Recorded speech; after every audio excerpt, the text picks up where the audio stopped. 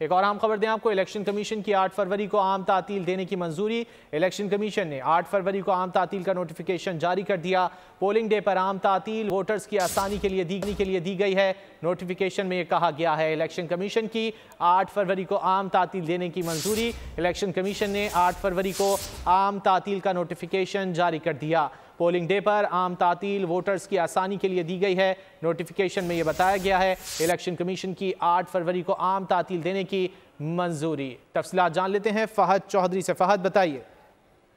जी देखिए, election commission ने आम इंतखाबात 2024 के लिए पोलिंग डे यानी 8 फरवरी को आम तातील की मंजूरी दे दी है। इलेक्शन कमीशन में एक अहम इजलास हुआ जिसमें ये तजवीज़ पेश की गई कि पोलिंग डे पर जो है तमाम सरगर्मियां उनको बेहतर अंदाज में चलाने के लिए आम तातील का ऐलान किया जाए। चुनांचे इलेक्शन कमीशन ने इसकी मंजूरी दे दी है और इस फैसले की रोशनी में जो है आम तातील का नोटिफिकेशन भी जल्द जारी किया जाएगा।